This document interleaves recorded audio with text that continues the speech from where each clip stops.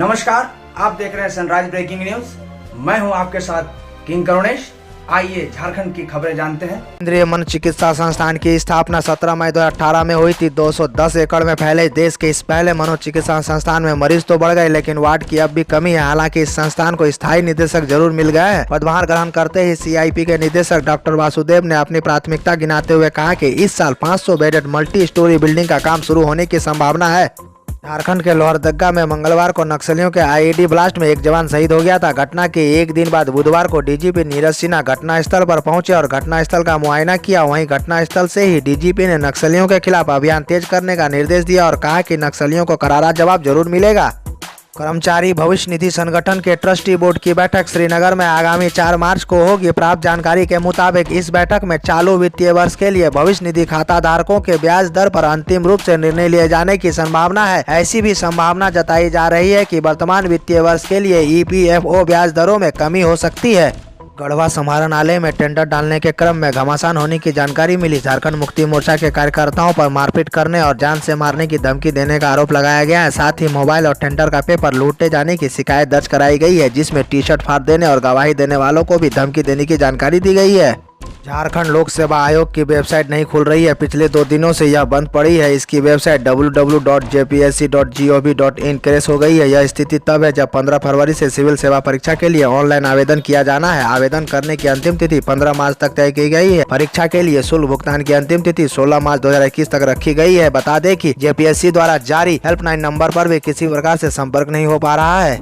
किसान आंदोलन के समर्थन में आज 18 फरवरी को वाम दलों व जन संगठनों की ओर से 4 घंटे के लिए रेल को रोका जाएगा। दिन के 12 बजे से शाम 4 बजे तक राज्य में विभिन्न जगहों पर रेल का चक्का जाम किया जाएगा। इसे ध्यान में रखते हुए रेलवे बोर्ड ने यात्री सुविधा व रेलवे की संपत्ति को ध्यान में रखते हुए इसकी जिम्मेदारी आरपीएफ को दी है। इधर रांची रेल मंडल के सीपीआरओ नीरज कुमार ने कहा कि अभी तक उन्हें इसकी कोई जानकारी नहीं है।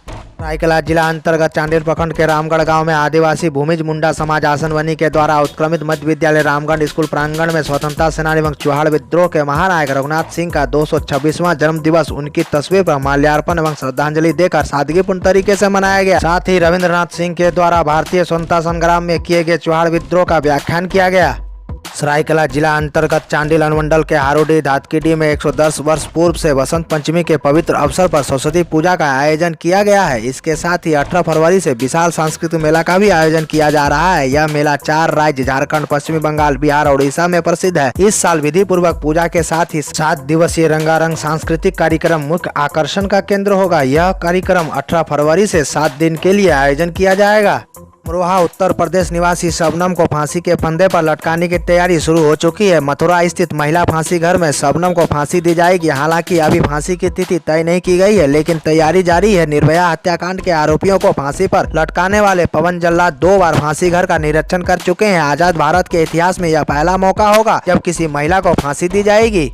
घर में अंडर 15 नेशनल कुश्ती प्रतियोगिता का आयोजन किया जाएगा। टोक्यो ओलंपिक से पहले ही इसका आयोजन होना लगभग तय माना जा रहा है। हालांकि अभी इसके लिए डेट फाइनल नहीं किया गया है। इसमें देश भर से अलग अलग राज्यों से टीम आएगी। झारखंड राज्य में आने वाले 4 दिनों तक बारिश की संभावना है। 21 फरवरी तक आसमान में बादल छाए रहेंगे। मौसम विभाग के अनुसार 19 और 20 फरवरी को वज्रपात भी होने की संभावना जताई गई है। इस दौरान राज्य के कुछ इलाकों में भारी तो कहीं मध्यम दर्जे की बारिश होगी। वहीं इस दौरान थंडरिंग के साथ तेज हवाएं चलेगी। झारखंड प्रदेश रसोइया संयोजिका संघ 23 फरवरी को सीएम आवास का घेराव करेगा। सीएम के सामने 15 सूत्री मांग रखी जाएगी। संघ के अध्यक्ष ने बताया कि राज्य सरकार ने पिछले दिनों रसोइया संयोजिका को मिलने वाले मानदेय में 500 रुपए की वृद्धि की है, लेकिन इसके साथ ही संघ की अन्य मांगे भी थी, जिसके लिए आंदोलन की तैयारी कर ली गई है। सीएम आवास घेराव के साथ ही संघ की ओर से अनिश्चितकालीन धरना की योजना है। यह धरना बजट सत्र के दौरान दिया जाएगा। रांची में विस्तारित कांटा टोली फ्लाईओवर का संशोधित विस्तृत कार्य प्रतिवेदन बनाने का मार्ग प्रशस्त हो गया है। पहले कांटा टोली फ्लाईओवर खादगढ़ बस स्टैंड के सामने से कोकर की ओर शांतिनगर तक बनना था, लेकिन यातायात की समस्या से निजात दिलाने के लिए अब योगदा सत्संग मठ से बहुबाजार होते हुए कोकर तक फ्लाईओवर का निर्माण कराने का निर्णय लिया गया है। प्रति कुलपति डॉक्टर कामनी कुमार की अध्यक्षता में रांची विवि के सिंडिकेट की बैठक हुई। इस बैठक में कुल 15 एजेंडों पर चर्चा करने के साथ ही सहमति दी गई। इसमें रांची विवि की महत्वाकांक्षी एजेंडे को भी सिंडिकेट की मुहर लगी है। यह योजना मेडिकल कॉलेज खोलने को लेकर थी। इस प्रस्ताव पर मुहर लगने के साथ ही नए मेडिकल कॉलेज शुरू होने की उम्मीद जगी है। इस मेडिकल कॉलेज को सदर अस्पताल के साथ जोड़ करके संचालित किया जाएगा। इसके अलावा रांची विवि में एयर होस्टेस डिप्लोमा व सर्टिफिकेट कोर्स शुरू होगा। वहीं एयरक्राफ्ट मेंटेनेंस कोर्स की पढ़ाई भी शुरू होगी। इन दोनों कोर्स को शुरू करने के लिए सिंडिकेट की मंजूरी मिल गई है।